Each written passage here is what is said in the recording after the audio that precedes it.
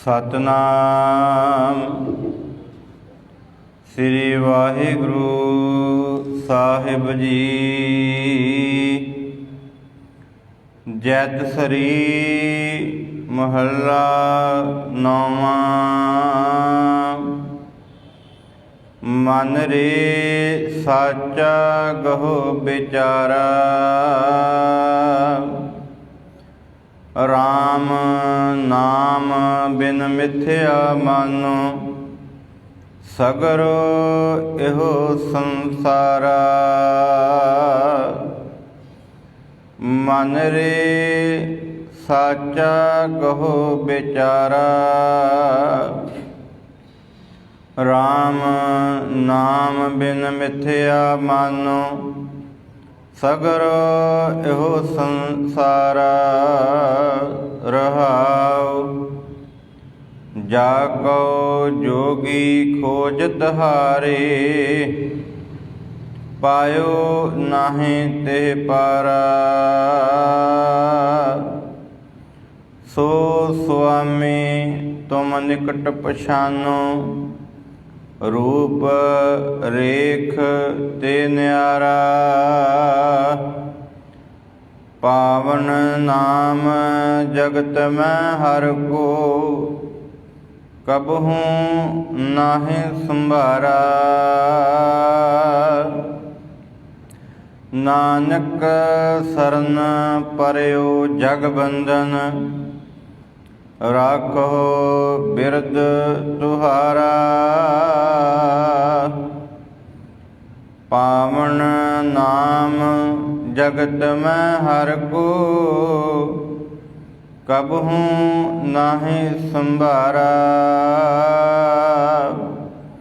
ਨਾਨਕ ਸਰਨ ਪਰਿਓ ਜਗ ਬੰਧਨ, ਰਾਖੋ ਬਿਰਦ ਤੁਹਾਰਾ।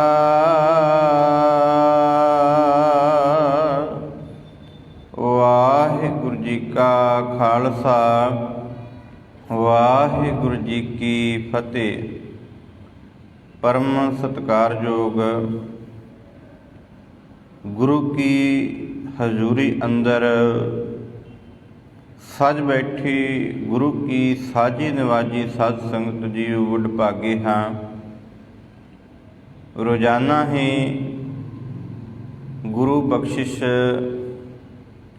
ਧੰਨ ਸ੍ਰੀ ਗੁਰੂ ਤੇਗ ਬਹਾਦਰ ਸਾਹਿਬ ਸੱਚੇ ਪਾਤਸ਼ਾਹ ਜੀ ਦੀ ਪਾਵਨ ਬਾਣੀ, ਤਿਨਾਂ ਦੇ ਵਿਚਾਰ ਸਰਵਣ ਕਰ ਰਹੇ ਹਾਂ। ਧੰਨ ਗੁਰੂ ਤੇਗ ਬਹਾਦਰ ਸਾਹਿਬ ਸੱਚੇ ਪਾਤਸ਼ਾਹ ਜੀ ਦੇ ਪਾਵਨ 400 ਸਾਲਾ ਪ੍ਰਕਾਸ਼ ਦਿਹਾੜੇ ਨੂੰ ਮੁੱਖ ਰੱਖਦਿਆਂ ਇਹ ਪਾਵਨ ਸ਼ਬਦਾਂ ਦੀ ਲੜੀਵਾਰ ਵਿਚਾਰ ਚੱਲ ਰਹੀ ਹੈ, ਜਿਸ ਵਿੱਚੋਂ ਅਸੀਂ ਜੈਤ ਸ੍ਰੀ ਰਾਗ ਦੇ ਅੰਦਰ ਧੰਨ ਗੁਰੂ ਤੇਗ ਬਹਾਦਰ ਸਾਹਿਬ ਸੱਚੇ ਪਾਤਸ਼ਾਹ ਜੀ ਦੇ ਪਾਵਨ ਸ਼ਬਦਾਂ ਦੀ ਵਿਚਾਰ ਸਰਵਣ ਕਰ ਰਹੇ ਸਾਂ। ਇਸ ਰਾਗ ਦੇ ਅੰਦਰ ਕੁੱਲ 3 ਸ਼ਬਦ ਸਨ, ਜਿਨ੍ਹਾਂ ਦੇ ਵਿੱਚੋਂ ਅਸੀਂ 2 ਸ਼ਬਦ ਸਰਵਣ ਕਰ ਰਹੇ ਸਾਂ। ਪਹਿਲਾ ਸ਼ਬਦ ਸੀ ਭੂਲਿਓ ਮਨ ਮਾਇਆ ਉਰਝਾਇਓ, ਤੇ ਦੂਸਰਾ ਸ਼ਬਦ ਅਸੀਂ ਸਰਵਣ ਕੀਤਾ ਸੀ ਹਰਿ ਜੂ ਰਾਖ ਲਿਹੋ ਪਤ ਮੇਰੀ। ਅੱਜ ਇਸ ਰਾਗ ਦਾ ਅਖੀਰਲਾ ਸ਼ਬਦ ਹੈ ਮਨ ਰੇ ਸਾਚਾ ਗਹੁ ਵਿਚਾਰਾ। ਇਹ ਅਖੀਰਲਾ ਸ਼ਬਦ ਇਸ ਪਾਵਨ ਰਾਗ ਦੇ ਅੰਦਰ ਧੰਨ ਗੁਰੂ ਤੇਗ ਬਹਾਦਰ ਸਾਹਿਬ ਸੱਚੇ ਪਾਤਸ਼ਾਹ ਜੀ ਦਾ ਹੈ। ਸੋ ਆਓ ਬੜੇ ਹੀ ਅਦਭੁਤ ਤੇ ਸਤਿਕਾਰ ਨਾਲ ਗੁਰੂ ਸਾਹਿਬ ਦੇ ਕੋਲੋਂ ਆਗਿਆ ਮੰਗਦੇ ਹੋਏ ਗੁਰੂ ਸਾਹਿਬ ਦੇ ਅੱਗੇ ਬੇਨਤੀ ਕਰੀਏ, ਪਾਤਸ਼ਾਹ ਰਹਿਮਤ ਕਰਨੀ, ਆਪ ਵਿੱਚ ਵਰਤ ਕੇ ਵਿਚਾਰਾਂ ਕਰਵਾ ਲੈਣੀਆਂ। ਅਸੀਂ ਅਲਪ ਬੁੱਧੀ ਜੀਵ ਹਾਂ, ਆਪ ਜੀ ਦੀ ਬਾਣੀ ਅਗਾਧ ਬੋਧ ਹੈ। ਇਸੇ ਹੀ ਆਸ ਵਿੱਚ ਬੜੇ ਹੀ ਪਿਆਰ ਤੇ ਸਤਿਕਾਰ ਨਾਲ ਵਿਚਾਰ ਆਰੰਭ ਕਰਨ ਤੋਂ ਪਹਿਲਾਂ ਆਪਣੀ ਰਸਨਾ ਨੂੰ ਕਰੋ ਪਵਿੱਤਰ ਤੇ ਉਚਾਰਨ ਕਰੋ ਜੀ ਸਤਨਾਮ ਸ੍ਰੀ ਵਾਹਿਗੁਰੂ ਸਾਹਿਬ ਜੀ। ਉਚਾਰਨ ਕਰੋ ਜੀ ਸਤਨਾਮ ਸ੍ਰੀ ਵਾਹਿਗੁਰੂ ਸਾਹਿਬ ਜੀ। ਜੈਤ ਸ੍ਰੀ ਮਹੱਲਾ ਨੌਵਾਂ। ਮਨ ਰੇ ਸਾਚਾ ਗਹੁ ਵਿਚਾਰਾ, ਰਾਮ ਨਾਮ ਬਿਨ ਮਿਥਿਆ ਮਾਨੋ, ਸਗਰੋ ਇਹੋ ਸੰਸਾਰਾ ਰਹਾਉ। ਇਹ ਪਾਵਨ ਸ਼ਬਦ ਜੈਤ ਸ੍ਰੀ ਰਾਗ ਦੇ ਅੰਦਰ ਧੰਨ ਗੁਰੂ ਤੇਗ ਬਹਾਦਰ ਸਾਹਿਬ ਸੱਚੇ ਪਾਤਸ਼ਾਹ ਜੀ ਦਾ ਉਚਾਰਨ ਕੀਤਾ ਹੋਇਆ। ਇਸ ਪਾਵਨ ਸ਼ਬਦ ਦੇ ਕੁੱਲ 2 ਪਦੇ ਨੇ ਤੇ ਪਹਿਲਾ ਪਦਾ ਜਿਹੜਾ ਹੈ ਇਹਨਾਂ 2 ਪਦਿਆਂ ਤੋਂ ਪਹਿਲਾਂ ਪਦਾ ਲੱਗਾ ਹੈ ਰਹਾਉ ਵਾਲਾ, ਜਿਸ ਅੰਦਰ ਧੰਨ ਗੁਰੂ ਤੇਗ ਬਹਾਦਰ ਸਾਹਿਬ ਸੱਚੇ ਪਾਤਸ਼ਾਹ ਜੀ ਇਸ ਸੰਸਾਰ ਨੂੰ ਨਾਸਵੰਤ ਮੰਨਦੇ ਹਨ ਤੇ ਪਰਮਾਤਮਾ ਦੇ ਨਾਮ ਨੂੰ ਸਦਾ ਸਥਿਰ, ਤੇ ਮਨ ਨੂੰ ਸੰਬੋਧਨ ਹੋ ਕੇ ਆਖਦੇ ਨੇ ਕਿ ਹੇ ਮਨ, ਆਪਣੇ ਮਨ ਦੇ ਅੰਦਰ ਇਹ ਵਿਚਾਰ ਧਾਰਨ ਕਰ ਲੈ, ਇਹ ਸਮਝ ਲੈ ਕਿ ਪਰਮਾਤਮਾ ਦਾ ਨਾਮ ਹੀ ਸੱਚਾ ਹੈ। ਪਰਮਾਤਮਾ ਦੇ ਨਾਮ ਤੋਂ ਬਗੈਰ ਸਭ ਮਿਥਿਆ ਹੈ। ਮਿਥਿਆ ਦਾ ਭਾਵ ਅਰਥ ਹੈ, ਜਦੋਂ ਇਹਦੇ ਅਸੀਂ ਸ਼ਾਬਦਿਕ ਅਰਥ ਕਰਦੇ ਹਾਂ, ਭਾਵ ਮਿਥੀ ਹੋਈ, ਜਿਹਦੀ ਤਰੀਕ ਨਿਸ਼ਚਿਤ ਹੋਵੇ। ਮੰਨ ਲਓ ਅਸੀਂ ਕੋਈ ਵੀ ਵਸਤ ਖਰੀਦਦੇ ਹਾਂ, ਜਦੋਂ ਖਾਣ ਨੂੰ ਖਰੀਦਦੇ ਹਾਂ ਤੇ ਉਹਦੀ ਤਰੀਕ ਨਿਸ਼ਚਿਤ ਕੀਤੀ ਹੁੰਦੀ ਹੈ ਕਿ ਇੰਨੀ ਤਰੀਕ ਨੂੰ ਇਹ ਐਕਸਪਾਇਰ ਹੋ ਜਾਣੀ ਹੈ, ਖਤਮ ਹੋ ਜਾਣੀ, ਇਹ ਖਾਣ ਯੋਗ ਨਹੀਂ ਰਹਿਣੀ। ਪਰਮਾਤਮਾ ਵੱਲੋਂ ਭੇਜੇ ਹੋਏ ਜੀਵ ਤੇ ਗੁਰੂ ਸਾਹਿਬ ਕਹਿੰਦੇ ਨੇ ਕਿ ਸੰਬਤ ਸਾਹਾ ਲਿਖਿਆ, ਇਹ ਉੱਥੇ ਲਿਖਾ ਕੇ ਆਇਆ। ਜਿੰਨੀ ਕੋਈ ਇਹਨੂੰ ਆਜੂ ਮਿਲੀ ਹੈ ਨਾ, ਇਹ ਉਨੀ ਉਮਰ ਉੱਥੇ ਲਿਖਾ ਕੇ ਆਇਆ। ਇਹ ਮਿਥੀ ਹੋਈ ਹੈ, ਜਿਹਦੀ ਤਰੀਕ ਮਿਥੀ ਗਈ ਹੈ। ਜਿੱਦਾਂ ਮੰਨ ਲਓ ਕੋਈ ਕਿਸੇ ਮਹਿਕਮੇ ਵਿੱਚ ਨੌਕਰੀ ਕਰਦਾ ਤੇ ਮਹਿਕਮੇ ਦੇ ਵਿੱਚ ਉਸ ਨੌਕਰੀ ਦੀ ਉਮਰ ਹੱਦ ਹੁੰਦੀ ਹੈ ਕਿ ਇਹ 35 ਸਾਲ ਤੱਕ, ਇਹ 58 ਸਾਲ ਤੱਕ, ਇਹ 60 ਸਾਲ ਤੱਕ ਜਿਹੜੀ ਜੌਬ ਕਰ ਸਕਦਾ। ਤੇ ਗੁਰੂ ਸਾਹਿਬ ਕਹਿੰਦੇ ਨੇ ਕਿ ਇਸ ਸੰਸਾਰ ਦੇ ਵਿੱਚ ਜਿਸ ਤਰ੍ਹਾਂ ਨੌਕਰੀ ਕਰਨ ਵਾਸਤੇ ਮਨੁੱਖ ਜਾਂਦਾ ਤੇ ਉਹਦੀ ਉਮਰ ਹੱਦ ਹੁੰਦੀ ਹੈ ਕਿ ਇੰਨੀ ਉਮਰ ਤੱਕ ਇਹ ਨੌਕਰੀ ਕਰੇਗਾ, ਇਸ ਤੋਂ ਬਾਅਦ ਇਹ ਨੌਕਰੀ ਕਰਨ ਦੇ ਯੋਗ ਨਹੀਂ। ਇਸੇ ਤਰ੍ਹਾਂ ਹੀ ਸਤਿਗੁਰੂ ਜੀ ਬਖਸ਼ਿਸ਼ ਕਰਦੇ ਨੇ ਕਿ ਭਾਈ, ਜੇ ਕੋਈ ਆਖੇ ਕਿ ਮੈਂ ਸਦਾ ਸਥਿਰ ਰਹਿਣਾ ਤੇ ਇਹ ਸਭ ਝੂਠ ਹੈ, ਇਹ ਮਿਥਿਆ ਹੋਇਆ ਹੈ।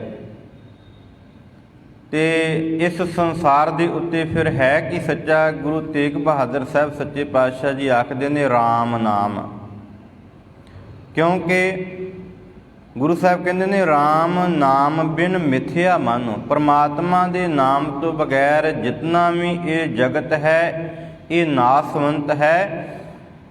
ਜਿੰਨੀ ਵੀ ਇਹਦੀ ਹੋਂਦ ਹੋਈ ਹੈ ਇਹ ਇੱਕ ਦਿਨ ਵਿੰਸ ਜਾਣੀ ਹੈ, ਚਾਹੇ ਉਹ ਬਨਸਪਤੀ ਹੈ, ਚਾਹੇ ਉਹਦੇ ਪੈਦਾ ਕੀਤੇ ਹੋਏ ਜੀਵ ਜੰਤੂ ਨੇ, ਇਹ ਸਭ ਕੁਝ ਬਿਨਸਨਾਰ ਹੈ, ਖਤਮ ਹੋਣ ਵਾਲੇ ਨੇ। ਅਸੀਂ ਬਿਲਡਿੰਗ ਬਣਾਈ ਹੈ ਤੇ ਬਿਲਡਿੰਗ ਵੀ ਇੱਕ ਦਿਨ ਖਤਮ ਹੋ ਜਾਂਦੀ ਹੈ। ਇਹਦੇ ਵਿੱਚ ਜਿਹੜਾ ਅਸੀਂ ਚੂਨਾ ਲਾਇਆ, ਸੀਮਟ ਲਾਇਆ, ਰੇਤਾ ਲਾਈ, ਇਹਦੀ ਵੀ ਇੱਕ ਮਨਿਆਦ ਹੈ ਕਿ ਜਦੋਂ ਇਹ ਖਤਮ ਹੋ ਗਈ ਤੇ ਇਹਨੇ ਢਹਿ ਢੇਰੀ ਹੋ ਜਾਣਾ। ਤੇ ਗੁਰੂ ਸਾਹਿਬ ਕਹਿੰਦੇ ਨੇ ਕਿ ਹੇ ਭਾਈ, ਸਾਰਾ ਜਗਤ ਹੀ ਅਸਲ ਵਿੱਚ ਮਿਥਿਆ ਹੈ। ਗੁਰੂ ਪਾਤਸ਼ਾਹ ਜੀ ਕੀ ਕੀ ਚੀਜ਼ਾਂ ਮਿਥਿਆ ਨੇ, ਤੇ ਧੰਨ ਗੁਰੂ ਅਰਜਨ ਪਾਤਸ਼ਾਹ ਜੀ ਦੀ ਜਦੋਂ ਅਸੀਂ ਬਾਣੀ ਪੜ੍ਹਦੇ ਹਾਂ ਨਾ,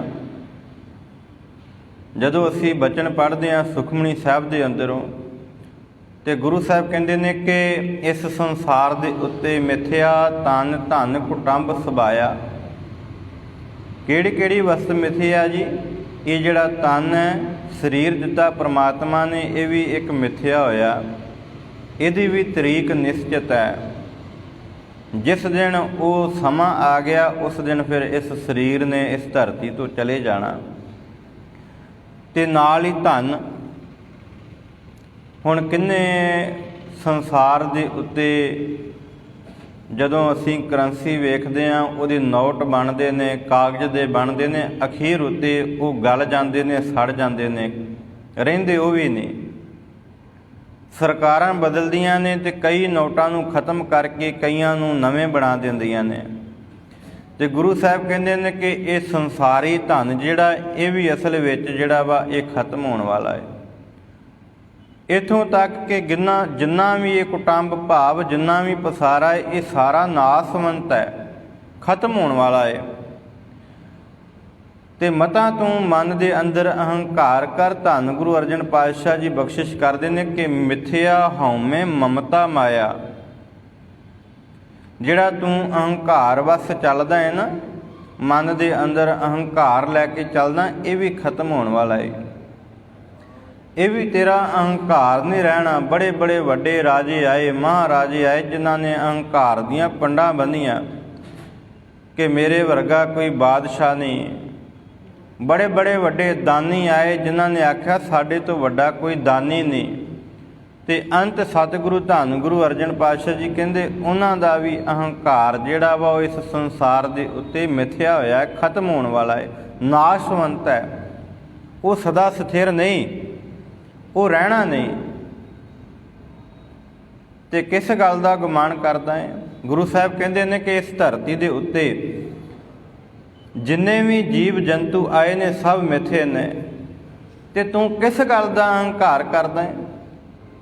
ਧੰਨ ਗੁਰੂ ਅਰਜਨ ਪਾਤਸ਼ਾਹ ਜੀ ਫਿਰ ਬਖਸ਼ਿਸ਼ ਕਰਦੇ ਨੇ ਕਿ ਜਿੱਥੇ ਤੇਰੇ ਅੰਦਰ ਦਾ ਜਿਹੜਾ ਅਹੰਕਾਰ ਹੈ ਉਹ ਵੀ ਖਤਮ ਹੋਣਾ ਨਾ, ਇਸ ਸੰਸਾਰ ਦੇ ਉੱਤੇ ਮਿੱਥਿਆ ਰਾਜ ਜੋਬਨ ਧਨ ਮਾਲ ਜਿਹੜਾ ਤੂੰ ਇਹ ਧਨ ਇਕੱਠਾ ਕੀਤਾ ਨਾ, ਇਹ ਜਿਹੜਾ ਕੁਟੰਬ ਕਰ ਕਰਕੇ ਇਕੱਠਾ ਕੀਤਾ, ਇਹ ਵੀ ਨਾਸ਼ਵੰਤ ਹੈ। ਆ ਪਿੱਛੇ ਜੇ ਸਮਾਂ ਬਣਿਆ ਸੰਸਾਰ ਦੇ ਉੱਤੇ ਆਫਤ ਆਈ, ਬੜੇ ਬੜੇ ਵੱਡੇ ਧਨਾੜ ਜਿਨ੍ਹਾਂ ਦਾ ਦਿਵਾਲੀਆ ਨਿਕਲ ਗਿਆ, ਸਾਰੇ ਦੇ ਸਾਰੇ ਖਤਮ ਹੋ ਗਏ। ਬੜੇ ਬੜੇ ਕਾਰੋਬਾਰੀ ਕੰਨਾਂ ਨੂੰ ਹੱਥ ਲਾ ਗਏ। ਗੁਰੂ ਪਾਤਸ਼ਾਹ ਜੀ ਕਹਿੰਦੇ ਜਿੰਨਾ ਤੂੰ ਧਨ ਇਕੱਠਾ ਕਰਦਾ ਇਹ ਸਾਰਾ ਨਾਸ਼ਵੰਤੀ। ਮਨ ਵਿੱਚ ਲਾਲਚ ਨਾ ਕਰੀ ਕਿ ਸਭ ਕੁਝ ਮੇਰੇ ਨਾਲ ਨਿਭਣ ਵਾਲਾ, ਇਹ ਨਿਭਣਾ ਨਹੀਂ। ਜੋ ਦਾਸ ਵਿਚਾਰ ਕਰ ਰਿਹਾ ਇਹਨੂੰ ਧਿਆਨ ਨਾਲ ਸਰਵਣ ਕਰਿਓ, ਕਿਤੇ ਦੂਜਾ ਪੱਖ ਨਾ ਲੈ ਜਾਈਏ। ਕਿਉਂਕਿ ਧੰਨ ਗੁਰੂ ਤੇਗ ਬਹਾਦਰ ਸਾਹਿਬ ਸੱਚੇ ਪਾਤਸ਼ਾਹ ਜੀ ਨੇ ਜਿਹੜੀ ਅਗਲੀ ਉਦਾਹਰਨ ਦਿੱਤੀ ਹਨ ਉਹ ਵੀ ਬਾ ਕਮਾਲ ਹੈ। ਮਤਾ ਇਹ ਨਾ ਹੋਵੇ ਕਿ ਅਸੀਂ ਆਖੀਏ ਕਿ ਹੁਣ ਛੱਡ ਦਈਏ ਸਾਰਾ ਕੁਝ। ਜਿੰਨਾ ਕੁਝ ਹੈ ਇਹ ਧਨ ਕਮਾਉਣਾ ਛੱਡ ਦਈਏ, ਸੰਸਾਰ ਦੇ ਉੱਤੇ ਗ੍ਰਸਤੀ ਜੀਵਨ ਛੱਡ ਕੇ ਜੰਗਲਾਂ ਵਿੱਚ ਚਲੇ ਜਾਈਏ। ਗੁਰੂ ਅਰਜਨ ਪਾਤਸ਼ਾਹ ਜੀ ਨੇ ਜਿੱਥੇ ਇਹ ਗੱਲ ਕਹੀ ਹੈ ਨਾ, ਇਹ ਸਭ ਕੁਝ ਨਾਸ਼ਵੰਤ ਹੈ। ਨਾ ਧਨ ਰਹਿਣਾ, ਨਾ ਜੋਬਨ ਰਹਿਣਾ, ਨਾ ਜਵਾਨੀ ਰਹਿਣੀ। ਇਹ ਸਾਰਾ ਕੁਝ ਜਿਹੜਾ ਵਾ ਇਸ ਸੰਸਾਰ ਦੇ ਉੱਤੇ ਮਿਥਿਆ ਹੈ। ਮਿਥਿਆ ਕਾਮ ਕ੍ਰੋਧ ਵਿਕਰਾਲ, ਜਿਹੜਾ ਮਨੁੱਖ ਕਾਮੀ ਹੋ ਕੇ ਕ੍ਰੋਧੀ ਹੋ ਕੇ ਜੀਵਨ ਬਤੀਤ ਕਰਦਾ, ਇਹ ਸਭ ਕੁਝ ਨਾਸ਼ਵੰਤ ਹੈ। ਅਤੇ ਜਦੋਂ ਇਹ ਖਤਮ ਹੋ ਜਾਣਾ ਫਿਰ ਰਹਿਣਾ ਕੀ ਹੈ? ਸਤਿਗੁਰੂ ਗੁਰੂ ਸਾਹਿਬ ਸੱਚੇ ਪਾਤਸ਼ਾਹ ਜੀ ਬਖਸ਼ਿਸ਼ ਕਰਦੇ ਨੇ ਕਿ ਇਸ ਸੰਸਾਰ ਦੇ ਉੱਤੇ ਰਹਿਣਾ ਕੇਵਲ ਪਰਮਾਤਮਾ ਦਾ ਨਾਮ ਹੈ। ਅਸਥਿਰ ਭਗਤ ਸਾਧ ਕੀ ਸ਼ਰਨ। ਰਹਿਣ ਵਾਲਾ ਕੀ ਹੈ ਜੀ? ਅਸਥਿਰ ਭਗਤ ਸਾਧ ਕੀ ਸ਼ਰਨ। ਸਥਿਰ ਰਹਿਣ ਵਾਲੀ ਹੈ ਭਗਤਾਂ ਦੀ ਸ਼ਰਨ, ਭਗਤੀ ਦੀ ਸ਼ਰਨ, ਬੰਦਗੀ, ਪਰਮਾਤਮਾ ਦਾ ਨਾਮ। ਅਤੇ ਜਿਹੜਾ ਮਨੁੱਖ ਇਹ ਸਮਝ ਲੈਂਦਾ ਹੈ ਫਿਰ ਉਸ ਪਰਮਾਤਮਾ ਦੇ ਚਰਨਾਂ ਵਿੱਚ ਆਣ ਕੇ, ਗੁਰੂ ਦੇ ਚਰਨਾਂ ਵਿੱਚ ਆਣ ਕੇ ਸਦਾ ਜਪਦਾ ਹੈ ਸਤਿਨਾਮ ਸ੍ਰੀ ਵਾਹਿਗੁਰੂ। ਧੰਨ ਗੁਰੂ ਤੇਗ ਬਹਾਦਰ ਸਾਹਿਬ ਸੱਚੇ ਪਾਤਸ਼ਾਹ ਜੀ ਬਖਸ਼ਿਸ਼ ਕਰਦੇ ਨੇ ਕਿ ਹੇ ਭਾਈ, ਵਾਕਈ ਇਹ ਸਾਰਾ ਕੁਝ ਨਾਸ਼ਵੰਤ ਹੈ, ਰਹਿਣ ਵਾਲਾ ਕੇਵਲ ਪਰਮਾਤਮਾ ਦਾ ਨਾਮ ਹੈ। ਕਿਉਂ ਸਮਝਾਇਆ? ਕਹਿੰਦੇ ਕਿ ਜਿਹੜੇ ਤੂੰ ਕੁਟੰਬ ਕਰਦਾ ਹੈ ਨਾ, ਜਿਹੜੇ ਤੂੰ ਕੁਟੰਬ ਕਰ ਰਿਹਾ ਅਤੇ ਉਸ ਕੁਟੰਬ ਦੇ ਵਿੱਚ ਲੱਗਾ ਹੋਇਆ ਪਰਮਾਤਮਾ ਦਾ ਨਾਮ ਭੁੱਲ ਗਿਆ। ਕੀ ਭੁੱਲ ਗਿਆ ਜੀ? ਪਰਮਾਤਮਾ ਦਾ ਨਾਮ। ਜੇ ਜਪ ਵੀ ਰਿਹਾ ਤੇ ਕੇਵਲ ਸਵਾਰਥੀ ਹੋ ਕੇ ਕਿ ਮੈਂ ਜਪ ਲਵਾਂ ਕਿਤੇ ਮੇਰੇ ਉੱਤੇ ਵਿਪਤਾ ਨਾ ਆਣ ਪਵੇ, ਮੈਂ ਜਪ ਲਵਾਂ ਜਿਹੜਾ ਧਨ ਮੇਰੇ ਕੋਲੋਂ ਇਹ ਕਿਤੇ ਦੌੜ ਨਾ ਜਾਵੇ, ਕਿਤੇ ਚਲਾ ਨਾ ਜਾਵੇ, ਪਰਮਾਤਮਾ ਮੇਰੇ ਤੋਂ ਨਾਰਾਜ਼ ਨਾ ਹੋ ਜਾਵੇ। ਕੇਵਲ ਇਸ ਕੁਟੰਬ ਦੇ ਵਿੱਚ ਆਣ ਕੇ ਮਨੁੱਖ ਸਾਰੀ ਜ਼ਿੰਦਗੀ ਜਿਹੜਾ ਵਾ ਉਹ ਕਿਸੇ ਦਾ ਕਿਸੇ ਨਾ ਕਿਸੇ ਤਰੀਕੇ ਦੇ ਨਾਲ ਸਹਾਰਾ ਤੱਕਦਾ ਏ। ਤੇ ਧੰਨ ਗੁਰੂ ਤੇਗ ਬਹਾਦਰ ਸਾਹਿਬ ਸੱਚੇ ਪਾਤਸ਼ਾਹ ਜੀ ਬਚਨ ਕਰਦੇ ਨੇ ਕਿ ਸੱਜਣਾ, ਇਸ ਸੰਸਾਰ ਦੇ ਉੱਤੇ ਜਿਸ ਕਾਰੋਬਾਰ ਦੇ ਵਿੱਚ ਤੂੰ ਲੱਗਾ ਹੋਇਆ, ਜ਼ਿੰਦਗੀ ਦੇ ਵਿੱਚ ਜਿਹੜਾ ਜੀਵਨ ਤੂੰ ਬਤੀਤ ਕਰ ਰਿਹਾ, ਇਸ ਜ਼ਿੰਦਗੀ ਦੇ ਅੰਦਰ ਜਿਹੜਾ ਕਾਰਜ ਵੀ ਤੂੰ ਕਰ ਰਿਹਾ ਅਸਲ ਵਿੱਚ ਇਹ ਨਾਸਵੰਤ ਹੈ। ਤੇ ਕਿਉਂ ਨਹੀਂ ਫਿਰ ਇਸ ਨਾਸਵੰਤ ਨੂੰ ਸੰਸਾਰ ਨੂੰ ਸਮਝਦਿਆਂ ਹੋਇਆਂ ਸਦਾ ਉਸ ਇੱਕ ਓੰਕਾਰ ਵਾਹਿਗੁਰੂ ਪਰਮਾਤਮਾ ਦਾ ਨਾਮ ਨਹੀਂ ਸਿਮਰਦਾ? ਕਿਉਂ ਆਣ ਕੇ ਅਰਜ਼ੋਈਆਂ ਕਰਦਾ, ਮੈਨੂੰ ਆਹ ਦੇ ਦੇ, ਮੈਨੂੰ ਉਹ ਦੇ ਦੇ? ਕਿਉਂ? ਕਿਉਂਕਿ ਮਨੁੱਖ ਉਸ ਨਾਸਵੰਤ ਸੰਸਾਰ ਦੇ ਨਾਲ ਜੁੜ ਚੁੱਕਾ। ਤੇ ਧੰਨ ਗੁਰੂ ਤੇਗ ਬਹਾਦਰ ਸਾਹਿਬ ਸੱਚੇ ਪਾਤਸ਼ਾਹ ਜੀ ਬਖਸ਼ਿਸ਼ ਕਰਦੇ ਨੇ ਕਿ ਹੇ ਭਾਈ, ਜਿਹਦੇ ਨਾਲ ਤੂੰ ਮਿੱਤਰਤਾ ਬਣਾਈ ਹੈ ਨਾ, ਅਸਲ ਵਿੱਚ ਉਹ ਨਾਸਵੰਤ ਹੈ। ਤੇ ਇਹ ਵੀ ਗੱਲ ਨਹੀਂ ਕਿ ਫਿਰ ਅਸੀਂ ਇਸ ਨਾਸਵੰਤ ਨੂੰ ਛੱਡ ਹੀ ਦਈਏ, ਸੰਸਾਰ ਨੂੰ ਛੱਡ ਹੀ ਦਈਏ। ਗੁਰੂ ਸਾਹਿਬ ਕਹਿੰਦੇ ਨੇ ਕਿ ਨਹੀਂ ਭਾਈ, ਐਸਾ ਵੀ ਹੋਇਆ ਜਿੱਥੇ ਗੁਰੂ ਤੇਗ ਬਹਾਦਰ ਸਾਹਿਬ ਸੱਚੇ ਪਾਤਸ਼ਾਹ ਜੀ ਨੇ, ਮੈਂ ਆਰੰਭ ਤੋਂ ਇੱਕ ਵਾਰੀ ਪੰਕਤੀ ਪੜ੍ਹ ਕੇ ਤੇ ਫਿਰ ਅੱਗੇ ਚੱਲਾਂ। ਗੁਰੂ ਸਾਹਿਬ ਕਹਿੰਦੇ ਨੇ ਕਿ ਮਨ ਰੇ ਸਾਚਾ ਗਹੋ ਵਿਚਾਰਾ, ਰਾਮ ਨਾਮ ਬਿਨ ਮਿਥਿਆ ਮਾਨੋ ਸਗਰੋ ਇਹ ਸੰਸਾਰਾ। ਧਿਆਨ ਨਾਲ ਸਮਝਿਓ ਜੀ ਫਿਰ, ਕਿਉਂਕਿ ਅਗਲੀ ਪੰਕਤੀ ਆਉਣੀ ਹੈ ਕਿ ਮਨ ਵਿੱਚ ਇਹ ਖਿਆਲ ਆ ਜਾਵੇ ਵੀ ਘਰ-ਬਾਰ ਛੱਡ ਦਈਏ, ਕਾਰੋਬਾਰ ਛੱਡ ਦਈਏ, ਗ੍ਰਸਤੀ ਜੀਵਨ ਤਿਆਗ ਦਈਏ। ਗੁਰੂ ਸਾਹਿਬ ਕਹਿੰਦੇ ਨਹੀਂ ਭਾਈ, ਤਿਆਗਣਾ ਨਹੀਂ। ਧਨ ਕਮਾ, ਪੈਸੇ ਇਕੱਠੇ ਕਰ, ਪੂੰਜੀ ਇਕੱਠੀ ਕਰ, ਆਪਣੇ ਬੱਚਿਆਂ ਨੂੰ ਪਾਲ। ਬੱਚਿਆਂ ਨੂੰ ਪਾਲਦਾ ਹੋਇਆ ਇਸ ਸੰਸਾਰ ਦੇ ਉੱਤੇ ਲੋੜਵੰਦਾਂ ਦੀ ਲੋੜ ਪੂਰੀ ਕਰ। ਪਰ ਮਨ ਵਿੱਚ ਇਹ ਨਾ ਕਿਤੇ ਅਹੰਕਾਰ ਲੈ ਆਵੀਂ ਕਿ ਮੈਂ ਘਰ-ਬਾਰ ਛੱਡ ਕੇ ਪ੍ਰਭੂ ਦੇ ਨਾਮ ਸਿਮਰਨ ਵਿੱਚ ਜੁੜ ਜਾਵਾਂ ਤੇ ਸ਼ਾਇਦ ਇਸ ਸੰਸਾਰ ਦੇ ਉੱਤੇ ਉਧਾਰ ਹੋ ਜਾਵੇ। ਗੁਰੂ ਸਾਹਿਬ ਕਹਿੰਦੇ ਨੇ, ਜਾ ਕੋ ਜੋਗੀ ਖੋਜਤ ਹਾਰੇ, ਪਾਇਓ ਨਾਹੇ ਤੇ ਪਾਰਾ। ਕਹਿੰਦੇ ਕਈਆਂ ਨੇ ਇਹ ਸਮਝ ਲਿਆ ਕਿ ਸੰਸਾਰ ਨਾਸ਼ਵੰਤ ਹੈ ਤੇ ਉਹ ਫਿਰ ਜੋਗ ਮਤ ਧਾਰਨ ਕਰ ਲਏ। ਉਦਾਹਰਨ ਇੱਕ ਜੋਗੀ ਦੀ ਦਿੱਤੀ ਹੈ, ਕਿਉਂਕਿ ਇਹ ਸ਼ਬਦ ਦੋ ਪਦਿਆਂ ਵਾਲਾ। ਤੇ ਧੰਨ ਗੁਰੂ ਤੇਗ ਬਹਾਦਰ ਸਾਹਿਬ ਸੱਚੇ ਪਾਤਸ਼ਾਹ ਜੀ ਨੇ ਜਿਹੜੀ ਉਦਾਹਰਨ ਦਿੱਤੀ ਹੈ ਨਾ, ਇਹ ਉਦਾਹਰਨ ਜੋਗੀ ਦੀ ਦਿੱਤੀ ਹੈ ਕਿ ਇਸ ਸੰਸਾਰ ਦੇ ਉੱਤੇ ਘਰ-ਬਾਰ ਛੱਡ ਕੇ, ਤਿਆਗ ਕੇ ਗ੍ਰਸਤੀ ਜੀਵਨ ਨੂੰ, ਤੇ ਲੱਭਣ ਕੀ ਗਿਆ? ਪਰਮਾਤਮਾ ਨੂੰ। ਪਰਮਾਤਮਾ ਨੂੰ ਲੱਭਣ ਵਾਸਤੇ ਫਿਰ ਇਹਨੇ ਜੋਗ ਮਤ ਧਾਰਨ ਕੀਤਾ। ਮੈਂ ਜੋਗ ਮਤ ਦੀ ਤਾਂ ਗੱਲ ਕਰ ਰਿਹਾ ਕਿਉਂਕਿ ਉਦਾਹਰਨ ਧੰਨ ਗੁਰੂ ਤੇਗ ਬਹਾਦਰ ਸਾਹਿਬ ਸੱਚੇ ਪਾਤਸ਼ਾਹ ਜੀ ਨੇ ਇਹ ਦਿੱਤੀ ਹੈ। ਕਹਿੰਦੇ ਜੋਗ ਮਤ ਧਾਰਨ ਕਰਕੇ ਕਈ ਪ੍ਰਕਾਰ ਦੀਆਂ ਜਿਹੜੇ ਜੋਗੀਆਂ ਦੇ ਮਤ ਵਿੱਚ ਰਿੱਧੀਆਂ ਸਿੱਧੀਆਂ ਨੇ ਉਹ ਪ੍ਰਾਪਤ ਕੀਤੀਆਂ। ਆਪਣੇ ਸਰੀਰ ਨੂੰ ਕਈ ਪ੍ਰਕਾਰ ਦੇ ਸਵਾਸ ਤਾਂ ਚੜਾਏ, ਉਤਾਰੇ, ਕਈ ਪ੍ਰਕਾਰ ਦੇ ਨਾਲ ਇਹਨੇ ਢਕਵੰਜ ਕੀਤਾ। ਪਰ ਇਹ ਸਭ ਕੁਝ ਕਰਨ ਦੇ ਬਾਵਜੂਦ ਵੀ ਗੁਰੂ ਸਾਹਿਬ ਕਹਿੰਦੇ ਨੇ ਕਿ ਪਾਇਓ ਨਾਹੇ ਤੇ ਪਾਰਾ, ਉਹਦਾ ਪਾਰ ਨਹੀਂ ਪਾ ਸਕਿਆ, ਉਹਦਾ ਅੰਤ ਨਹੀਂ ਪਾ ਸਕਿਆ, ਉਹਨੂੰ ਜਾਣ ਨਹੀਂ ਸਕਿਆ। ਕਿਉਂ? ਕਿਉਂਕਿ ਇਹਨੇ ਸਮਝ ਲਿਆ ਕਿ ਸ਼ਾਇਦ ਪਰਮਾਤਮਾ ਜੰਗਲਾਂ ਵਿੱਚ ਹੈ। ਸ਼ਾਇਦ ਪਰਮਾਤਮਾ ਨੂੰ ਪਾਉਣ ਵਾਸਤੇ ਕੋਈ ਖਾਸ ਤਰੀਕੇ ਦੇ ਨਾਲ, ਜਿਹੜਾ ਵਾ ਉਹਦੀ ਬੰਦਗੀ ਕਰਨੀ ਪੈਂਦੀ ਹੈ, ਆਪਣੇ ਸਰੀਰ ਨੂੰ ਕਸ਼ਟ ਦੇਣੇ ਪੈਂਦੇ ਨੇ।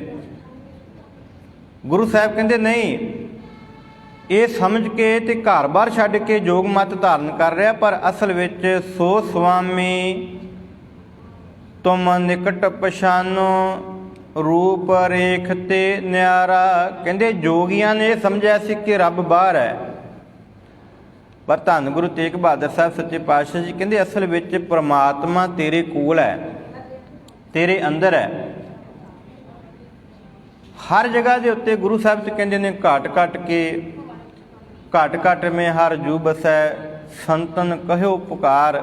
ਉਹ ਤੇ ਹਰ ਜਗ੍ਹਾ ਦੇ ਵਿੱਚ ਮੌਜੂਦ ਹੈ, ਜਲ ਵਿੱਚ, ਥਲ ਵਿੱਚ, ਧਰਤੀ ਉੱਤੇ, ਹਰ ਜਗ੍ਹਾ ਦੇ, ਅਸਮਾਨ ਦੇ ਵਿੱਚ, ਹਰ ਥਾਂ ਦੇ ਉੱਤੇ ਉਹ ਪਰਮਾਤਮਾ ਦਾ ਜਿਹੜਾ ਨਾਮ ਹੈ ਉਹ ਵਸ ਰਿਹਾ।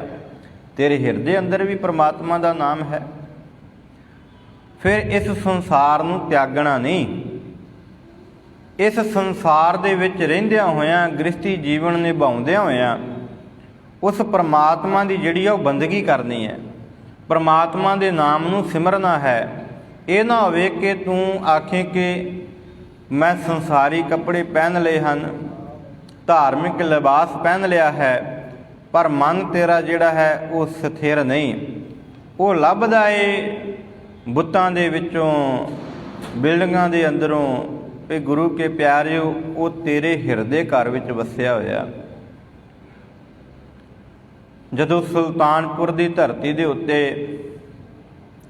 ਧੰਨ ਗੁਰੂ ਨਾਨਕ ਸਾਹਿਬ ਸੱਚੇ ਪਾਤਸ਼ਾਹ ਜੀ ਪਹੁੰਚੇ ਹਨ, 13 ਤੋਲਿਆ, ਜਦੋਂ ਹੋਕਾ ਦਿੱਤਾ ਕਿ ਨਾ ਕੋ ਹਿੰਦੂ ਨਾ ਮੁਸਲਮਾਨ, ਇਹ ਬੜਾ ਵੱਡਾ ਹੋਕਾ ਸੀ।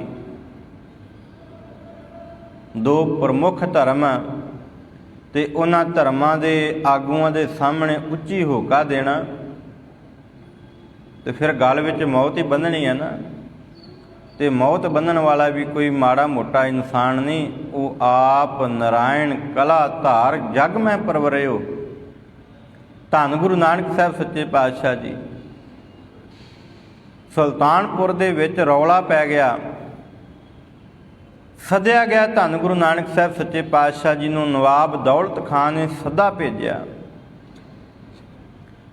ਇਨਕਲਾਬ ਲਿਆਂਦਾ, ਦੱਸਣਾ ਚਾਹਿਆ ਕਿ ਸੱਜਣਾ ਇਸ ਸੰਸਾਰ ਦੇ ਉੱਤੇ ਕਿਸੇ ਦਾ ਲਿਬਾਸ ਉਹਦਾ ਧਰਮ ਨਹੀਂ ਦਰਸਾਉਂਦਾ, ਕਿਸੇ ਦਾ ਪਹਿਰਾਵਾ ਇਹ ਗੱਲ ਨਹੀਂ ਆਖਦਾ ਕਿ ਇਹਨੇ ਪਹਿਰਾਵਾ ਪਾ ਲਿਆ ਤੇ ਇਹ ਧਰਮੀ ਹੈ, ਇਹ ਨਾਮੀ ਹੈ, ਨਾਮ ਜਪਣ ਵਾਲਾ, ਇਹ ਰੱਬ ਨੂੰ ਪੁੱਗਿਆ ਹੋਇਆ। ਜਦੋਂ ਨਵਾਬ ਨੇ ਸੱਦਾ ਭੇਜਿਆ, ਗੁਰੂ ਨਾਨਕ ਸਾਹਿਬ ਸੱਚੇ ਪਾਤਸ਼ਾਹ ਜੀ ਆਏ ਨਹੀਂ। ਅਖੀਰ ਉੱਤੇ ਜਦੋਂ ਗੁਰੂ ਨਾਨਕ ਸਾਹਿਬ ਸੱਚੇ ਪਾਤਸ਼ਾਹ ਜੀ ਆਪਣੀ ਮਰਜ਼ੀ ਦੇ ਮਾਲਕ, ਜਦੋਂ ਅਕਾਲ ਪੁਰਖ ਦਾ ਹੁਕਮ ਹੋਇਆ, ਫਿਰ ਆਣ ਕੇ ਬੈਠੇ ਨੇ ਦਰਬਾਰ ਵਿੱਚ। ਨਵਾਬ ਨੇ ਪੁੱਛਿਆ ਕਿਉਂ ਨਹੀਂ ਆਏ? ਕਹਿੰਦੇ ਪਹਿਲਾਂ ਮੈਂ ਤੇਰਾ ਨੌਕਰ ਸਾਂ, ਹੁਣ ਮੈਂ ਅਕਾਲ ਪੁਰਖ ਦਾ ਨੌਕਰ ਹਾਂ, ਤੇ ਅਕਾਲ ਪੁਰਖ ਸਭ ਤੋਂ ਉੱਚਾ ਹੈ। ਹੁਣ ਕਿਸੇ ਰਾਜੇ ਦੇ ਵਜ਼ੀਰ ਦੇ ਦਰਬਾਰ ਵਿੱਚ ਚਲੇ ਜਾਈਏ ਤੇ ਰਾਜੇ ਦੇ ਵਜ਼ੀਰ ਦਾ ਆਦਰ ਵੀ ਉਨਾ ਹੁੰਦਾ। ਤੇ ਗੁਰੂ ਨਾਨਕ ਸਾਹਿਬ ਸੱਚੇ ਪਾਤਸ਼ਾਹ ਜੀ ਨੂੰ ਜਦੋਂ ਗੱਲ ਪੁੱਛੀ, ਸਾਰੀ ਵਿਚਾਰ ਚਰਚਾ ਹੋਈ, ਮੈਂ ਜ਼ਿਆਦਾ ਲੰਮੇਰੀ ਨਾ ਕਰਾਂ। ਜਦੋਂ ਵਿਚਾਰ ਚਰਚਾ ਹੋਈ ਤੇ ਧੰਨ ਗੁਰੂ ਨਾਨਕ ਸਾਹਿਬ ਸੱਚੇ ਪਾਤਸ਼ਾਹ ਜੀ ਨੂੰ ਪੁੱਛਿਆ ਕਿ ਨਾ ਕੋਈ ਹਿੰਦੂ ਨਾ ਮੁਸਲਮਾਨ ਹੈ, ਤੇਰੇ ਸਾਹਮਣੇ ਕਾਜੀ ਬੈਠਾ ਹੈ, ਆ ਸਾਹਮਣੇ ਇੱਧਰ ਪੰਡਤ ਬੈਠੇ ਨੇ, ਤੂੰ ਆਖੀ ਜਾਂਦਾ ਕਿ ਇਸ ਸੰਸਾਰ ਦੇ ਉੱਤੇ ਨਾ ਕੋਈ ਕਾਜੀ ਹੈ, ਭਾਵ ਨਾ ਕੋਈ ਮੁਸਲਮਾਨ ਹੈ ਤੇ ਨਾ ਹੀ ਕੋਈ ਹਿੰਦੂ ਹੈ। ਕਹਿੰਦੇ ਮੈਂ ਸੱਚ ਆਖਿਆ। ਕਿਸ ਤਰ੍ਹਾਂ? ਕਹਿੰਦੇ ਇਸ ਸੰਸਾਰ ਦੇ ਉੱਤੇ ਕੇਵਲ ਪਹਿਰਾਵਾ ਹੈ। ਸਾਰੀ ਵਿਚਾਰ ਚਰਚਾ ਹੋਈ, ਅਖੀਰ ਕਾਜੀ ਦੇ ਨਾਲ, ਨਵਾਬ ਦੇ ਨਾਲ, ਫਿਰ ਉਹ ਮਸੀਤ ਵਿੱਚ ਪਹੁੰਚੇ ਨੇ, ਜਿੱਥੇ ਜਾ ਕੇ ਨਵਾਜ਼ ਅਦਾ ਕੀਤੀ। ਸਾਖੀ ਤੁਸੀਂ ਸਰਵਣ ਕੀਤੀ ਹੋਵੇਗੀ, ਮੈਂ ਭਾਵ ਅਰਥ ਦੱਸਣਾ। ਗੁਰੂ ਨਾਨਕ ਸਾਹਿਬ ਸੱਚੇ ਪਾਤਸ਼ਾਹ ਜੀ ਨੇ ਨਵਾਜ਼ ਅਦਾ ਨਹੀਂ ਕੀਤੀ, ਤੇ ਜਦੋਂ ਨਹੀਂ ਕੀਤੀ ਨਾ ਤੇ ਫਿਰ ਸਵਾਲ ਕੀਤਾ ਕਾਜੀ ਨੇ, ਨਵਾਬ ਨੇ, ਤੂੰ ਅਵੱਗਿਆ ਕੀਤੀ ਹੈ। ਕਹਿੰਦੇ ਕਿਉਂ? ਕਹਿੰਦੇ ਤੂੰ ਨਵਾਜ਼ ਅਦਾ ਨਹੀਂ ਕੀਤੀ। ਕਹਿੰਦੇ ਕੀਤੀ ਤੇ ਤੁਸੀਂ ਵੀ ਨਹੀਂ, ਨਾਮ ਤੇ ਤੁਸੀਂ ਵੀ ਨਹੀਂ ਸਿਮਰਿਆ। ਕਹਿੰਦੇ ਕਿਉਂ? ਅਸੀਂ ਤੁਹਾਡੇ ਸਾਹਮਣੇ ਜਿਸ ਤਰ੍ਹਾਂ ਨਵਾਜ਼ ਅਦਾ ਕਰਨੀ ਹੁੰਦੀ ਹੈ, ਉਹ ਸਾਰਾ ਤਰੀਕੇ ਅਨੁਸਾਰ ਅਸੀਂ ਆਪਣਾ ਪ੍ਰੋਗਰਾਮ ਨਿਭਾਇਆ। ਕਹਿੰਦੇ ਨਹੀਂ ਕਾਜੀ ਸਾਹਿਬ, ਤੁਹਾਡਾ ਮਨ ਨਹੀਂ ਸੀ ਟਿਕਿਆ, ਤੁਹਾਨੂੰ ਇਹ ਸਮਝ ਨਹੀਂ ਪਈ ਕਿ ਸੰਸਾਰ ਦੇ ਉੱਤੇ ਪਰਮਾਤਮਾ ਹਿਰਦੇ ਘਰ ਵਿੱਚ ਹੈ, ਤੁਸੀਂ ਇਸ ਦੀਵਾਰਾਂ ਦੇ ਵਿੱਚ ਲੱਭਦੇ ਪਏ ਜੇ। ਤੇ ਦੀਵਾਰਾਂ ਵਿੱਚ ਲੱਭਦਿਆਂ ਮਨੁੱਖ ਫਿਰ ਕੀ ਸੰਸਾਰੀ ਬਿਰਤੀ ਧਾਰਨ ਕਰ ਲੈਂਦਾ। ਉਹ ਦੀਵਾਰਾਂ ਦੇ ਨਾਲ ਚੰਬੜ ਜਾਂਦਾ, ਉਹ ਬਿਲਡਿੰਗਾਂ ਦੇ ਨਾਲ ਚੰਬੜ ਜਾਂਦਾ, ਉਹ ਬੁੱਤਾਂ ਦੇ ਨਾਲ ਚੰਬੜ ਜਾਂਦਾ ਏ। ਕਾਜੀ ਸਾਹਿਬ ਨੇ ਆਖਿਆ ਮੈਂ ਨਵਾਜ਼ ਅਦਾ ਕੀਤੀ, ਸਾਰੇ ਉਹ ਕਾਰੋਬਾਰ ਕੀਤੇ, ਮੈਂ ਉਸੇ ਤਰੀਕੇ ਦੇ ਨਾਲ ਉਜੂ ਕੀਤਾ। ਉਜੂ ਕਰਨ ਤੋਂ ਬਾਅਦ ਮੈਂ ਧਰਤੀ ਦੇ ਉੱਤੇ ਗੋਡੇ ਰੱਖੇ, ਫਿਰ ਮੈਂ 5 ਵਾਰੀ ਰੱਬ ਨੂੰ ਸਜਦਾ ਕੀਤਾ। ਕਹਿੰਦੇ ਨਹੀਂ, ਸਜਦਾ ਸਰੀਰਕ ਕਸਰਤ ਜਿਹੜੀ ਹੈ ਨਾ, ਜਿਹੜੀ ਅਸੀਂ ਵੀ ਕਰਦੇ ਹਾਂ, ਇੱਕ ਸਰੀਰਕ ਜਿਹੜੀ ਕਸਰਤ ਹੈ ਇਹ ਇਸ ਸੰਸਾਰ ਦੇ ਉੱਤੇ ਪਰਮਾਤਮਾ ਨੂੰ ਪਾਉਂਦੀ ਨਹੀਂ। ਜੇ ਪਾਉਂਦਾ ਹੈ ਤੇ ਉਹ ਮਨ ਪਰਮਾਤਮਾ ਅੱਗੇ ਮਨ ਨੀਵਾਂ ਕਰ, ਮਨ ਕਰਕੇ ਉਹਨੂੰ ਜਪ, ਤੇਰੇ ਫਿਰ ਸਰੀਰਕ ਕਸਰਤ ਦੀ ਜ਼ਰੂਰਤ ਨਹੀਂ। ਫਿਰ ਇਸ ਸੰਸਾਰ ਦੇ ਉੱਤੇ ਤੂੰ ਸਰੀਰਕ ਕਸਰਤ ਨੂੰ ਦੂਰ ਕਰਕੇ, ਇਸ ਸਰੀਰ ਦੇ ਕੀਤੇ ਹੋਏ ਕਰਮਾਂ ਨੂੰ ਦੂਰ ਕਰਕੇ ਆਪਣੇ ਹਿਰਦੇ ਘਰ ਵਿੱਚ ਵੇਖੇਗਾ ਤੇ ਫਿਰ ਹਿਰਦੇ ਘਰ ਵਿੱਚ ਉਹ ਅੱਲਾ ਵਸਿਆ ਤੇ ਫਿਰ ਉਹ ਮੁਸਲਮਾਨ ਜਿਹੜਾ ਵਾ ਉਹ ਸੱਚਾ ਮੁਸਲਮਾਨ ਹੋਵੇਗਾ, ਜਦੋਂ ਆਪਣੇ ਹਿਰਦੇ ਘਰ ਵਿੱਚ ਪਰਮਾਤਮਾ ਨੂੰ ਆਪਣੀ ਨਜ਼ਰਾਂ ਦੇ ਨਾਲ ਵੇਖੇਗਾ। ਤੇ ਧੰਨ ਗੁਰੂ ਤੇਗ ਬਹਾਦਰ ਸਾਹਿਬ ਸੱਚੇ ਪਾਤਸ਼ਾਹ ਜੀ ਬਖਸ਼ਿਸ਼ ਕਰਦੇ ਨੇ ਕਿ ਹੈ ਮਨੁੱਖ ਇਸ ਸੰਸਾਰ ਦੇ ਉੱਤੇ ਸਰੀਰਕ ਇੰਦਰੀਆਂ ਨੂੰ ਕਸ਼ਟ ਦੇ ਕੇ ਤੇ ਆਖੇ ਕਿ ਮੈਂ ਹੁਣ ਪੁੱਗ ਗਿਆ, ਭਾਵ ਮੈਂ ਉਸ ਪਰਮਾਤਮਾ ਨੂੰ ਪ੍ਰਵਾਨ ਹੋ ਗਿਆ, ਇਹ ਤੇਰੀ ਗਲਤ ਫਹਿਮੀ ਹੈ। ਇਸ ਸੰਸਾਰ ਦੇ ਉੱਤੇ ਗ੍ਰਸਤੀ ਜੀਵਨ ਧਾਰਨ ਕੀਤਿਆਂ ਹੀ, ਸੰਸਾਰ ਦੇ ਵਿੱਚ ਰਹਿੰਦਿਆਂ ਹੋਇਆਂ ਹੀ ਉਸ ਪਰਮਾਤਮਾ ਦੇ ਨਾਮ ਦੀ ਬੰਦਗੀ ਕਰ, ਉਸ ਪਰਮਾਤਮਾ ਦੇ ਨਾਮ ਨੂੰ ਪਛਾਣ, ਇਹ ਪਛਾਣ ਕਿ ਉਹ ਮੇਰੇ ਹਿਰਦੇ ਘਰ ਵਿੱਚ ਹੈ, ਉਹ ਮੇਰੇ ਤੋਂ ਦੂਰ ਨਹੀਂ ਹੈ। ਸਤਿਗੁਰੂ ਜੀ ਬਖਸ਼ਿਸ਼ ਕਰਦੇ ਨੇ ਕਿ ਐਸੇ ਸੰਸਾਰ ਦੇ ਉੱਤੇ ਕਈ ਜੋਗੀ ਆਏ ਨੇ। ਅਚਲ ਬਟਾਲੇ ਦੇ ਵੀ ਤੁਸੀਂ ਜਿਹੜੀ ਉਹ ਕਈ ਵਾਰ ਸਾਖੀ ਸਰਵਣ ਕੀਤੀ ਹੋਵੇਗੀ। ਗੁਰੂ ਨਾਨਕ ਪਾਤਸ਼ਾਹ ਜੀ ਨੇ ਕੇਵਲ ਲੋਟਾ ਹੀ ਪਿੱਛੇ ਕੀਤਾ ਤੇ ਉੱਥੋਂ ਦਾ ਪੰਡਤ ਰੌਲਾ ਪਾਉਣ ਲੱਗ ਪਿਆ। ਉਹ ਸਿੱਧ ਜਿਹੜਾ ਸੀ ਰੌਲਾ ਪਾਉਣ ਲੱਗ ਪਿਆ, ਮੇਰਾ ਲੋਟਾ ਗਵਾਚ ਗਿਆ, ਮਾਇਆ ਦੇ ਨਾਲ ਭਰਿਆ। ਬਿਰਤੀ ਜਿਹੜੀ ਸੀ ਉਹ ਮਾਇਆ ਦੇ ਵਿੱਚ ਲੱਗੀ ਹੋਈ ਸੀ, ਪਰਮਾਤਮਾ ਦੇ ਨਾਮ ਦੇ ਨਾਲ ਨਹੀਂ। ਕੇਵਲ ਕਹਿਣ ਨੂੰ ਉਹ ਸਿੱਧ ਸੀ, ਪਰ ਸੰਸਾਰ ਦੇ ਉੱਤੇ ਗੁਰੂ ਨਾਨਕ ਪਾਤਸ਼ਾਹ ਜੀ ਕਹਿੰਦੇ ਅਸਲ ਵਿੱਚ ਸਿੱਧ ਉਹ ਆ, ਜੋਗੀ ਉਹ ਹੈ ਜਿਹਨੇ ਅੰਤਰ ਆਤਮੇ ਪਰਮਾਤਮਾ ਨੂੰ ਪਛਾਣ ਲਿਆ ਹੋਵੇ। ਤੇ ਗੁਰੂ ਸਾਹਿਬ ਕਹਿੰਦੇ ਨੇ ਕਿ ਹੇ ਭਾਈ, ਜੇ ਪੁੱਗਾ ਹੋਇਆ ਜੋਗੀ ਬਣਨਾ ਹੀ, ਸਿੱਧ ਬਣਨਾ ਹੀ, ਤੇ ਫਿਰ ਉਸ ਪਰਮਾਤਮਾ ਨੂੰ ਪਛਾਣ। ਸੋ ਸੁਆਮੀ ਤੁਮ ਨਿਕਟ ਪਛਾਨੋ, ਰੂਪ ਰੇਖ ਤੇ ਨਿਆਰਾ। ਹੇ ਭਾਈ, ਉਹਨੂੰ ਆਪਣੇ ਕੋਲ ਪਛਾਣ, ਕਿਉਂਕਿ ਉਹਦਾ ਕੋਈ ਰੂਪ ਨਹੀਂ। ਤੂੰ ਆਖੇ ਕਿ ਫਲਾਣੇ ਪ੍ਰਕਾਰ ਦਾ ਇਹ ਬੁੱਤ ਘੜਿਆ ਤੇ ਇਹਦੇ ਵਿੱਚ ਪਰਮਾਤਮਾ ਵਸਿਆ, ਉਹ ਰੂਪ ਤੇ ਰੇਖ, ਨਾ ਉਹਦਾ ਕੋਈ ਰੂਪ ਹੈ ਤੇ ਨਾ ਹੀ ਕੋਈ ਉਹਦਾ ਰੇਖ ਹੈ, ਭਾਵ ਉਹਦਾ ਕੋਈ ਬੁੱਤ ਨਹੀਂ ਘੜਿਆ ਹੋਇਆ। ਕੋਈ ਆਖਦੇ ਕਿ ਮੈਂ ਇਹਨੂੰ ਘੜ ਕੇ ਸਥਾਪਿਤ ਕਰ ਦੇਵਾਂ, ਤੇ ਧੰਨ ਗੁਰੂ ਨਾਨਕ ਪਾਤਸ਼ਾਹ ਜੀ ਕਹਿੰਦੇ ਥਾਪਿਆ ਨਾ ਜਾਏ, ਕੀਤਾ ਨਾ ਹੋਏ, ਆਪੇ ਆਪ ਨਿਰੰਜਨ ਸੋਏ। ਸੰਸਾਰ ਦੇ ਉੱਤੇ ਉਹਨੂੰ ਕੋਈ ਸਥਾਪਿਤ ਨਹੀਂ ਕਰ ਸਕਦਾ ਕਿ ਇਸ ਪ੍ਰਕਾਰ ਦਾ ਇਹ ਪਰਮਾਤਮਾ ਹੈ। ਗੁਰੂ ਸਾਹਿਬ ਕਹਿੰਦੇ ਨੇ ਨਾ ਹੀ ਉਹਨੂੰ ਕੋਈ ਬਣਾ ਸਕਦਾ, ਉਹ ਆਪਣੇ ਆਪ ਤੋਂ ਪੈਦਾ ਹੋਇਆ ਹੈ। ਤੇ ਹਰ ਜੀਵ ਦੇ ਅੰਦਰ, ਹਰ ਘਟ ਦੇ ਅੰਦਰ, ਹਰ ਇੱਕ ਭਾਵ ਉਹ ਜਲ ਵਿੱਚ, ਥਲ ਵਿੱਚ, ਬਨਸਪਤੀ ਦੇ ਅੰਦਰ ਵੀ, ਮਨੁੱਖੀ ਸਰੀਰਾਂ ਦੇ ਅੰਦਰ ਵੀ, ਪਸ਼ੂ ਪੰਛੀਆਂ ਦੇ ਅੰਦਰ ਵੀ ਉਹ ਆਪ ਵਸ ਰਿਹਾ।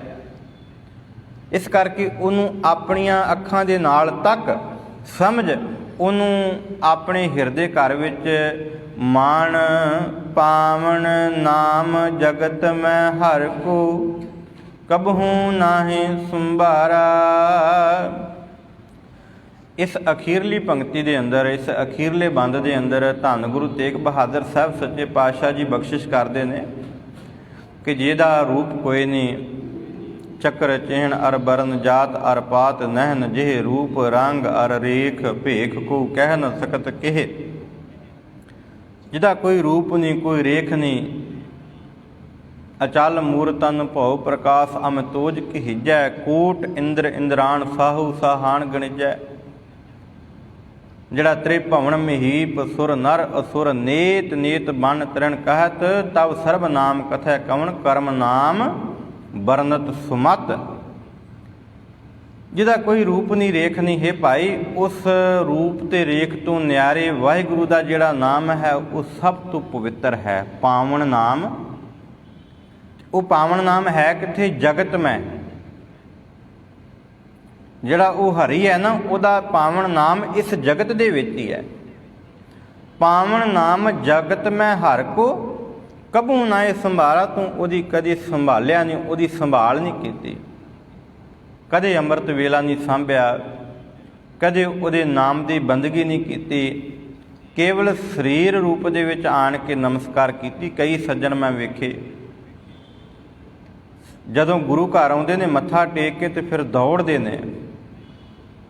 ਤੇ ਗੁਰੂ ਤੇਗ ਬਹਾਦਰ ਸਾਹਿਬ ਸੱਚੇ ਪਾਤਸ਼ਾਹ ਜੀ ਕਹਿੰਦੇ, ਜਿਸ ਦਿਨ ਤੂੰ ਚਲਾ ਗਿਆ ਨਾ, ਕਾਰੋਬਾਰ ਤੇ ਉਸੇ ਦਿਨ ਵੀ ਤੇਰੇ ਚੱਲਦੇ ਰਹਿਣੇ ਨੇ। ਮਨ ਦੇ ਅੰਦਰ ਇਹ ਗੁਮਾਨ ਨਾ ਕਰ। ਪਿਛਲੇ ਦੀਵਾਨਾਂ ਵਿੱਚ ਦਾਸ ਨੇ ਬੇਨਤੀ ਕੀਤੀ ਸੀ, ਪਿਛਲਾ ਸ਼ਬਦ ਜਦੋਂ ਵਿਚਾਰਿਆ ਸੀ ਨਾ, ਤੇ ਗੁਰੂ ਸਾਹਿਬ ਨੇ ਇਹ ਗੱਲ ਕਹੀ ਸੀ ਕਿ ਇਹ ਸੱਜਣ, ਇਸ ਸੰਸਾਰ ਦੇ ਉੱਤੇ ਸਭ ਨਾਸ਼ਵੰਤ ਹੈ, ਤੇ ਜਿਸ ਦਿਨ ਤੂੰ ਮਰ ਗਿਆ ਨਾ, ਉਸ ਦਿਨ, ਉਸ ਤੋਂ ਬਾਅਦ ਇਸ ਸੰਸਾਰ ਦੇ ਉੱਤੇ ਜਿਹੜੇ ਤੇਰੇ ਜਾਏ ਹੋਏ ਨੇ ਨਾ, ਜਿਹੜੇ ਜੰਮੇ ਹੋਏ ਨੇ, ਉਹਨਾਂ ਨੇ ਸੰਭਾਲ ਲੈਣਾ। ਮਨ ਵਿੱਚ ਫਿਕਰ ਨਾ ਕਰ ਕਿ ਇਹ ਮੇਰਾ ਕਾਰੋਬਾਰ ਸਾਂਭੇਗਾ ਕੌਣ। ਸੋ ਗੁਰੂ ਸਾਹਿਬ ਕਹਿੰਦੇ ਨੇ ਕਿ ਹੇ ਭਾਈ, ਇਸ ਸੰਸਾਰ ਦੇ ਉੱਤੇ ਸਭ ਤੋਂ ਉੱਤਮ ਨਾਮ ਹੈ ਪ੍ਰਮਾਤਮਾ ਦਾ, ਜਿਹੜਾ ਜਗਤ ਦੇ ਵਿੱਚ ਮੌਜੂਦ ਹੈ, ਹਰ ਥਾਂ ਹਰ ਘਟ ਦੇ ਵਿੱਚ ਮੌਜੂਦ ਹੈ। ਉਹਦੀ ਤੂੰ ਸੰਭਾਲ ਨਹੀਂ ਕੀਤੀ, ਉਹਦੀ ਸੰਭਾਲ ਕਰ। ਤੇ ਨਾਨਕ ਸ਼ਰਨ ਪਰਿਓ ਜਗ ਬੰਧਨ, ਰਾਖੋ ਬਿਰਦ ਤੁਹਾਰਾ। ਤੇ ਸ਼ਰਨ ਪੈ ਜਾ ਗੁਰੂ ਦੇ ਆਣ ਕੇ ਕਿ ਸਤਿਗੁਰੂ ਧੰਨ ਸ੍ਰੀ ਗੁਰੂ ਗ੍ਰੰਥ ਸਾਹਿਬ ਜੀਓ, ਮੈਂ ਤੇਰੀ ਸ਼ਰਨ ਵਿੱਚ ਆ ਗਿਆ। ਤੇ ਪ੍ਰਮਾਤਮਾ ਦਾ ਇੱਕ ਬਿਰਦ ਹੈ, ਇੱਕ ਸੁਭਾਅ ਹੈ ਕਿ ਉਹ ਸ਼ਰਨ ਪਏ ਨੂੰ ਕਦੇ ਮੋੜਦਾ ਨਹੀਂ। ਪਰ ਇੱਕ ਵਾਰੀ ਸ਼ਰਨ ਵਿੱਚ ਆ। ਸ਼ਰਨ ਆਇਆ ਨੂੰ, ਕਿਉਂਕਿ ਸੰਸਾਰੀ ਰਾਜੇ ਦਰਬਾਰ ਵਿੱਚ ਚਲੇ ਜਾਵਾਂਗੇ ਤੇ ਉਹ ਠੋਕਰ ਮਾਰ ਦੇਗਾ। ਪਰ ਇਹ ਜਗਤ ਦਾ ਜਿਹੜਾ ਰਾਜਾ ਹੈ, ਜਗਤ ਦਾ ਜਿਹੜਾ ਪਦਾਇਸ਼ ਕਰਨ ਵਾਲਾ ਭਾਵ ਪ੍ਰਮਾਤਮਾ ਹੈ, ਉਹ ਜਦੋਂ ਉਹਦੀ ਸ਼ਰਨ ਵਿੱਚ ਕੋਈ ਚਲਾ ਜਾਂਦਾ ਫਿਰ ਉਹ ਠੋਕਰ ਨਹੀਂ ਮਾਰਦਾ। ਗੁਰੂ ਘਰ ਵਿੱਚ ਆਏ, ਕਦੇ ਗੁਰੂ ਨੇ ਲੱਤ ਮਾਰੀ ਹੈ? ਗੁਰੂ ਤੇ ਗਲਵਕੜੀ ਵਿੱਚ ਲੈਂਦਾ ਹੈ। ਪ੍ਰਮਾਤਮਾ ਤੇ ਆਪਣੀ ਗਲਵਕੜੀ ਵਿੱਚ ਲੈ ਲੈਂਦਾ। ਉਹ ਤੇ ਆਪਣਾ ਨਾਮ ਬਖਸ਼ ਕੇ ਤੈਨੂੰ ਚੇਤੇ ਕਰਾਉਂਦਾ ਕਿ ਸੰਸਾਰ ਦੇ ਉੱਤੇ ਜੇ ਤੂੰ ਪ੍ਰਮਾਤਮਾ ਦਾ ਨਾਮ ਸਿਮਰਨ ਕਰੇਗਾ ਤੇ ਤੇਰਾ ਮੁਖ ਉਜਲਾ ਹੋ ਜਾਵੇਗਾ। ਫਿਰ ਸੰਸਾਰ ਦੇ ਉੱਤੇ ਨਾਨਕ ਤੇ ਮੁਖ ਉਜਲੇ, ਕੇਤੀ ਛੁੱਟੀ ਨਾਲ ਸਾਰੇ ਬੰਧਨਾਂ ਤੋਂ ਮੁਕਤ ਹੋ ਜਾਵੇਗਾ। ਸੋ ਸਤਿਗੁਰੂ ਜੀ ਇਹ ਗੱਲ ਕਹਿੰਦੇ ਨੇ ਕਿ ਆ ਮੈਂ ਤੈਨੂੰ ਅਰਜ਼ੋਈ ਕਰਨ ਦੀ ਇਜਾਜ਼ਤ ਦੱਸਾਂ, ਧੰਨ ਗੁਰੂ ਤੇਗ ਬਹਾਦਰ ਸਾਹਿਬ ਜੀ, ਕਿ ਇਸ ਸੰਸਾਰ ਦੇ ਉੱਤੇ ਸਭ ਤੋਂ ਪਵਿੱਤਰ ਨਾਮ ਹੈ ਪ੍ਰਮਾਤਮਾ ਦਾ, ਤੇ ਉਹਨੂੰ ਸੰਭਾਲਣ ਵਾਸਤੇ ਪਰਮਾਤਮਾ ਦੀ ਸ਼ਰਨ ਵਿੱਚ ਆ ਜਾ। ਕਿਉਂਕਿ ਉਹਦਾ ਸੁਭਾਅ ਇਹ ਹੈ ਕਿ ਸ਼ਰਨ ਪਏ ਨੂੰ ਉਹ ਲੱਤ ਨਹੀਂ ਮਾਰਦਾ। ਤੇ ਅਰਜ਼ੋਈ ਕਰ, ਜਿਸ ਤਰ੍ਹਾਂ ਧੰਨ ਗੁਰੂ ਤੇਗ ਬਹਾਦਰ ਸਾਹਿਬ ਸੱਚੇ ਪਾਤਸ਼ਾਹ ਜੀ ਨੇ ਕੀਤੀ ਹੈ ਕਿ ਨਾਨਕ ਸ਼ਰਨ ਪਰਿਓ ਜਗ ਬੰਧਨ, ਹੈ ਜਗਤ ਦੇ ਪੈਦਾਇਸ਼ ਕਰਨ ਵਾਲੇ ਪ੍ਰਮਾਤਮਾ ਜੀਓ, ਜਗਤ ਨੂੰ ਇੱਕ ਲੜੀ ਵਿੱਚ ਪਰੋਣ ਵਾਲੇ ਵਾਹਿਗੁਰੂ ਜੀਓ, ਮੈਂ ਤੇਰੀ ਸ਼ਰਨ ਵਿੱਚ ਆ ਗਿਆ। ਰਾਖੋ ਬਿਰਦ ਤੁਹਾਰਾ, ਤੁਸੀਂ ਆਪਣਾ ਜਿਹੜਾ ਬਿਰਦ ਹੈ, ਆਪਣਾ ਸੁਭਾਅ ਜਿਹੜਾ ਹੈ ਉਹ ਰੱਖੋ। ਭਾਵ ਤੂੰ ਆਪਣੇ ਸੁਭਾਅ ਦੇ ਅਨੁਸਾਰ ਸ਼ਰਨ ਪਿਆਂ ਨੂੰ ਆਪਣੇ ਕੋਲ ਰੱਖਦਾ ਹੈ। ਸੋ ਹੋਈਆਂ ਭੁੱਲਾਂ ਦੀ ਖਿਮਾ। ਮੈਂ ਸਮਾਂ ਜ਼ਿਆਦਾ ਲੈ ਗਿਆ। ਸ਼ਬਦ ਦੀ ਵਿਚਾਰ ਜਿਹੜੀ ਹੈ ਜਦੋਂ ਕਰਨ ਲੱਗਦੀ ਹੈ ਬੜਾ ਆਨੰਦ ਆਉਂਦਾ। ਤੇ ਗੁਰੂ ਸਾਹਿਬ ਨੇ ਬੜੀਆਂ ਬਖਸ਼ਿਸ਼ਾਂ ਕੀਤੀਆਂ ਨੇ। ਅਖੀਰ ਵਿੱਚ ਮੈਂ ਫਿਰ ਇਹ ਗੱਲ ਬੇਨਤੀ ਕਰਕੇ ਸਮਾਪਤੀ ਕਰਾਂ ਕਿ ਜੋ ਪ੍ਰਮਾਤਮਾ ਦਾ ਨਾਮ ਹੈ ਸਾਰੇ ਜਗਤ ਵਿੱਚ ਹੈ। ਪ੍ਰਮਾਤਮਾ ਦਾ ਜਿਹੜਾ ਬਿਰਦ ਹੈ, ਸੁਭਾਅ ਹੈ, ਉਹ ਸ਼ਰਨ ਆਇਆਂ ਨੂੰ ਗਲੇ ਲਾਉਣ ਵਾਲਾ ਹੈ। ਇਹ ਭਾਈ, ਇਸ ਨਾਸਵੰਤ ਸੰਸਾਰ ਨੂੰ, ਨਾਸਵੰਤ ਸੰਸਾਰ ਦੇ ਮੂੰਹ ਨੂੰ ਛੱਡ ਕੇ ਪ੍ਰਮਾਤਮਾ ਦੇ ਨਾਮ ਦੀ ਸੰਭਾਲ ਕਰ, ਤੇਰੇ ਸਾਰੇ ਕਾਰਜ ਸਫਲ ਹੋ ਜਾਣਗੇ। ਹੋਈਆਂ ਭੁੱਲਾਂ ਦੀ ਖਿਮਾ। ਵਾਹਿਗੁਰੂ ਜੀ ਕਾ ਖਾਲਸਾ, ਵਾਹਿਗੁਰੂ ਜੀ ਕੀ ਫਤਿਹ।